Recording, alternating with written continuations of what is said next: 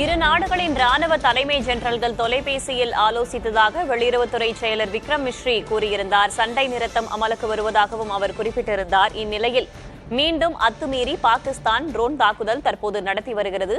எல்லையோர மாநிலங்களில் பல்வேறு இடங்களில் தற்போது மின் தடை ஏற்பட்டிருக்கிறது. மின் இணைப்பு துண்டிக்கப்பட்டிருக்கிறது. தற்போது நம்முடைய இணைப்பில் முன்னாள் ஐநா அதிகாரி திரு கண்ணன் இணைந்திருக்கிறார். சார் வணக்கம். தாக்குதல் நிறுத்தத்தை 2 நாடுகளும் உறுதி செஞ்சிருந்தாங்க. கிட்டத்தட்ட 3 மணி நேரத்திற்குள்ளாகவே சண்டை நிறுத்தம் அமலுக்கு வந்த 3 மணி நேரத்திற்குள்ளாகவே மீண்டும் அத்துமீறி தாக்குதல் நடத்தி வருகிறது பாகிஸ்தான். உங்களுடைய முதற்கட்ட பார்வை. இது ராணுவ கட்டுப்பாடு என்று சொல்லுவோம். அந்த ராணுவ கட்டுப்பாடு போதுமான அளவில் பாகிஸ்தான் தரப்பில் இல்லையோ என்று எண்ண தோன்றுகிறது. இந்த போர் நிறுத்த ஒப்பந்தத்தில் அனைத்து யூனிட்டுகளுக்கும் இதில் உடன்பாடு இல்லை என்றும் எடுத்துக்கொள்ளலாம். நமக்கு இன்னும் கொஞ்சம் கால அவகாசம் தேவை அங்க என்ன நடக்குதுன்னு புரிஞ்சுக்கிறதுக்கு. ஆனால் பொதுவாக போர் நிறுத்த ஒப்பந்தங்கள் நிலை கொள்வதற்கு கொஞ்சம் நேரம் தேவைப்படும். இந்த மாதிரியான அத்துமீறல்கள் பல இடங்களில் போர் நிறுத்த ஒப்பந்தங்கள் வந்த பிறகு நடந்திருக்கின்றன தொடக்கத்தில். ஆனால் அந்த ஒப்பந்தம் உறுதி கொள்வதற்கு அது கீழே போய் களத்தில் போய் சேர்வதற்கு சில நேரம் தேவைப்படும். அப்படியும் எடுத்துக்கொள்ளலாம். கொஞ்சம் பொறுத்திருந்துதான் பார்க்க வேண்டும். இதை நினைத்து நாம் மிகப்பெரிய அளவில் கவலை கொள்ள வேண்டிய ஒரு நிலையில் நாம் இல்லை என்று நான் எண்ணுகிறேன். சரி, எந்த ஒரு போர் நிறுத்தமானாலும் சண்டை நிறுத்தமானாலும் அது முழுவதுமாக அமலுக்கு வருவதற்கு கொஞ்சம் காலம் ஆகும் அப்படின்றத புரிஞ்சுக்கிறேன். இப்ப இதுக்கு முன்னாடி சர்வதேச நாடுகள்ல வேற ஏதேனும் 2 நாடுகளுக்கு ஒரு சண்டை வருகிறது, அந்த சண்டை நிறுத்தம் கொண்டு வரப்படுகிறது அப்படின்னா அதை ஒரு நாடு ஒப்புக்கொண்டு அமைதியாக இருக்கும்போது மற்றொரு நாடு மீறும் போது என்ன மாதிரியான பாதிப்புகள் அந்த நாட்டிற்கு ஏற்படுவதற்கான வாய்ப்புகள் இருக்கிறது திரு கண்ணன்? போர் நிறுத்தம் ஒரு முறிவுக்கு வந்துவிடும். போர் நிறுத்தம் செயல்படாமல் சென்றுவிடும். அதுதான் நம்ம காசாவில் பார்த்தோம். போர் நிறுத்தம் ஒரு அளவுக்கு மேல அது நீட்டிக்கப்படல, அது முடிவுக்கு வந்துருச்சு. ஒரு தரப்பு இன்னொரு தரப்பை குறை சொல்லிச்சு, ஒப்பந்தப்படி அவர்கள் நடந்துக்கலன்னு சொல்லிச்சு, புதிய நிபந்தனைகளை 2 தரப்பும் கொண்டு வந்தார்கள். அதனால ஒரு நல்லெண்ணம் இல்லைன்னா எந்த ஒப்பந்தமும் செயல்படுத்த முடியாது. இது 2 தரப்பு நம்ம தரப்புலையும் சரி அவர்கள் தரப்புலையும் சரி இதை ஒரு முடிவுக்கு கொண்டு வந்தோன்ற எண்ணம் நமக்கு நிறைய இருந்துச்சு. அதற்கு அமெரிக்கா துணை புரிந்தது.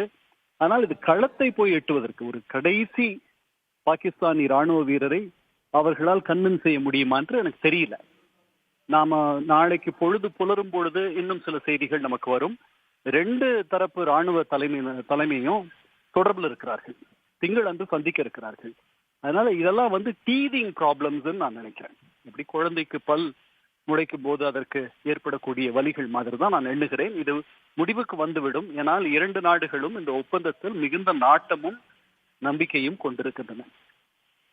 துணை பிரதமரும் கூட அந்த பாகிஸ்தானுடைய துணை பிரதமர் உறுதி செஞ்சாரு. பிரதமர் ட்ரம்புக்கு நன்றி தெரிவிச்சிருக்காரு. அரசுக்கும் ராணுவத்திற்கும் இடையே இருக்கக்கூடிய ஒரு முரண்பாடு அப்படின்னு எடுத்துக்கொள்வதா, இல்ல இந்த 2 நாடுகளுடைய ராணுவ தலைமை ஜெனரல்களும் தொலைபேசியில ஏற்கனவே பேசியிருக்காங்க அப்படின்னு விக்ரம் மிஸ்ரி சொல்லியிருக்காரு. அதன் அடிப்படையில ராணுவத்திற்குள்ளே பிரிவு இருக்கு அப்படின்னு எடுத்துக்கலாமா, இல்ல அரசுக்கும் ராணுவத்திற்கும் ஒரு முரண்பாடு இருக்கு அப்படின்னு எடுத்துக்கலாமா பாகிஸ்தான்ல? இல்ல, இங்க நம்ம ஒருமித்த குரலில் பேசுவது போல் பாகிஸ்தானில் எல்லாரும் ஒருமித்த குரலில் பேசுகிறார்கள் என்று நாம் எண்ண வேண்டிய அவசியம் இல்லை.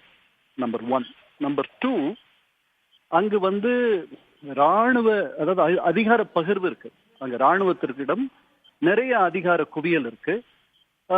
அரசியல் தலைவர்களிடத்தில் ஒரு ஜனநாயக முறையில் அவர்கள் அந்த ஆட்சியை நடத்துகிறார்கள் என்ற அளவில் ஒரு அதிகாரம் இருக்கிறதே ஒழிய உண்மையான அதிகாரம் என்பது ராணுவ தலைமையிடத்தில் தான் இருக்கிறது. அதனால தான் இன்னைக்கு காலையில அல்லது நேற்றிரவு மார்க்கோ ரூபியோ US வெளியுறவுத்துறை அமைச்சர் அவர் அந்த முப்படை தளபதிகளோடு அவர் பேச்சுவார்த்தை நடத்தினார் முன்னீரோடு. அதற்கு பிறகுதான் இன்று இந்த போர் நிறுத்த ஒப்பந்தத்தை நாம் பல மணி நேரங்களுக்கு பிறகு அந்த அறிவிப்பு வந்தது. அதனால் அதிகாரம் என்பது உண்மையான அதிகாரம் டிஃபாக்டோ அது ராணுவம் அங்க ராணுவத்துக்கிட்ட தான் இருக்கு. இங்க மாதிரி நம்முடைய அரசியல் தலைமை கிட்ட மட்டும்தான் முடிவுகள் எடுக்கக்கூடிய வல்லமையும் ஆற்றலும் சக்தியும் இருக்கு. அந்த மாதிரி அங்க கிடையாது. சரி, இப்போ 2 நாடுகளுடைய ராணுவ தலைமை ஜெனரல்கள் தொலைபேசியில பேசியிருக்காங்க. வரும் 12ஆம் தேதி மீண்டும் பேச இருக்கிறார்கள்னு சொல்லப்பட்டிருக்கு இல்லையா? அப்போ இந்த விவகாரம் குறித்து பேசப்பட்டு சுமூக முடிவு எட்டுவதற்கான வாய்ப்புகள் இருக்கின்றனவா? கண்டிப்பா கண்டிப்பா இதெல்லாம் அவர்கள் பேசுவார்கள். நீங்க உங்களுக்கு கட்டுப்பாடு, ராணுவ கட்டுப்பாடு அப்படின்ற பேச்சு தொடருக்கு ஏற்ப உங்களுடைய ராணுவ தலைமை நடந்துக்கணும். இது உங்களுடைய தலைமைக்கே ஒரு கேள்விக்குறியா ஏற்படுத்திரும்.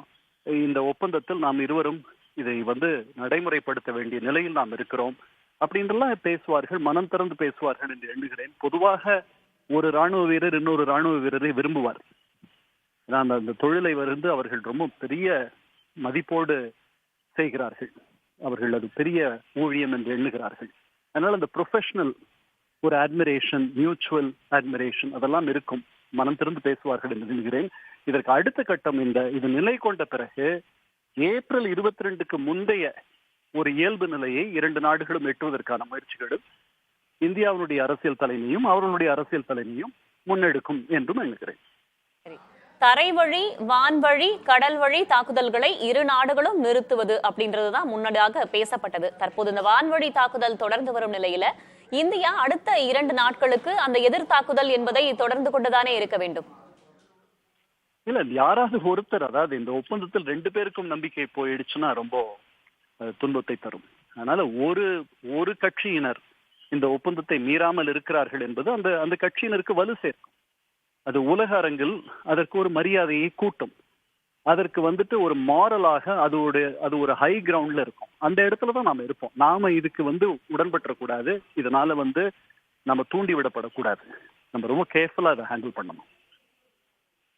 சரி, இப்ப பாகிஸ்தான் தாக்குதல் நடத்தி வருகிறது, இந்தியா பதில் தாக்குதல் நடத்தி வருகிறது என்பதான செய்திகள் நமக்கு வந்துட்டு இருக்கு. எல்லை மாநிலங்கள்ல பல இடங்கள்லயும் மின்தடை செய்யப்பட்டிருக்கிறது என்பதான செய்திகளும் நமக்கு தொடர்ச்சியாக வந்து கொண்டிருக்கிறது. இப்ப 12ஆம் தேதி மீண்டும் 2 ராணுவ தலைமை ஜெனரல்கள் தொலைபேசியில் பேசும்போது விரிவாக இது குறித்து பேசி முடிவுக்கு கொண்டு வருவதற்கான வாய்ப்பு இருப்பதாகவும் சொல்லியிருக்கீங்க. முன்னதாக இதை முதலில் அறிவித்த அமெரிக்க அதிபர் ட்ரம்ப் இருக்கார் இல்லையா? இப்ப அமெரிக்கா இந்த விவகாரத்தை எப்படி அணுகுவதற்கான வாய்ப்புகள் இருக்கிறதாக பார்க்கலாம் திரு கண்ணன். அமெரிக்கா தொடர்ந்து 2 நாடுகளுடைய தலைமையிடத்திலும் அழுத்தத்தை தரும். ஏனால் இதுல அவர்களுடைய பிரெஸ்டீஜும் கலந்திருக்கு இல்லையா? அவர்கள் தான் இதை புரோக்கர் செய்தார்கள். அவர்களுடைய கௌரவமும் இதில் கலந்திருக்கு. அதனால அவர்களுடைய மரியாதையை காப்பாற்றிக் கொள்வதற்கும் அவர்களுடைய தொடர் அழுத்தம் இருக்கும். இந்த ஒப்பந்தம் வெற்றிகரமாக செயல்படுத்தப்பட வேண்டும் என்பதில் மூன்றாவதாக ஒருவருக்கு அக்கறை உண்டு என்றால் அது அமெரிக்காவாகத்தான் இருக்கும். முதல்ல அறிவித்ததும் அவர்கள் தானே, 2 நாடுகளும் ஒப்புக்கொண்டு விட்டார்கள் அப்படின்றத அவங்க தான் அறிவிச்சாங்க. தற்போது இவங்க தாக்குதல் நடத்திக்கிட்டு இருக்காங்க, பதில் தாக்குதல் நடந்து கொண்டு இருக்கிறது என்றால் அதையும் அவர்கள் கவனத்தில் எடுத்துக்கொள்வார்கள் தானே அமெரிக்கா? கண்டிப்பாக அவர்கள் இதற்காக நிறைய நேரம் செலவிட்டிருக்கிறார்கள். அவர்களுடைய வெளியுறவுத்துறை அமைச்சர் நித்தமும் நம்முடைய வெளியுறவுத்துறை அமைச்சரோடும் பாகிஸ்தானுடைய அதிபரோடும் இன்று காலையோ அல்லது நேற்றிரவோ அவர்களுடைய முப்படை தளபதியோடும் தொடர்ந்து பேச்சுவார்த்தைகளில் ஈடுபட்டு கொண்டிருந்தார். ஒவ்வொரு நாளும் பேச்சுவார்த்தை நடத்தினார். நேற்றைக்கு முன்தினம் அவருடைய சவுதி கவுண்டர் பார்ட்டோடவும் இது தொடர்பாக பேசினார். நான் முன்பே சொல்லியிருக்கிறேன், சவுதியினுடைய துணை வெளியுறவு அமைச்சரும் நேற்று இஸ்லாமாபாத்தில் இருந்தார். அதற்கு முந்தைய தினம் டெல்லியில் இருந்தார். அதனால இது ஒரு பெரிய கூட்டு முயற்சி. நிறைய பேர் அவர்களுடைய ஆற்றலையும் நேரத்தையும் இதற்காக ஒதுக்கி இருக்கிறார்கள். அமெரிக்கா அதை ரொம்ப உன்னிப்பாக பார்க்கும். இதில் எதுவும் வழுவிவிடக்கூடாது, அத்துமீறி வந்துவிடக்கூடாது, இந்த ஒப்பந்தம் தோல்வியுறக்கூடாது என்பதில் இந்தியாவுக்கும் பாகிஸ்தானுக்கும் எவ்வளவு நாட்டம் இருக்கிறதோ அதே அளவுக்கு அமெரிக்காவுக்கும் இருக்கும். சரி, இது தற்காலிகமான ஒன்றுதான். நாட்கள் செல்ல செல்ல இது முடிந்துவிடும் என்பதாகத்தான் உங்களுடைய வார்த்தைகள் அந்த நம்பிக்கையை விதைக்கின்றன. இணைப்பில் வந்தமைக்கு நன்றி திரு கண்ணன்.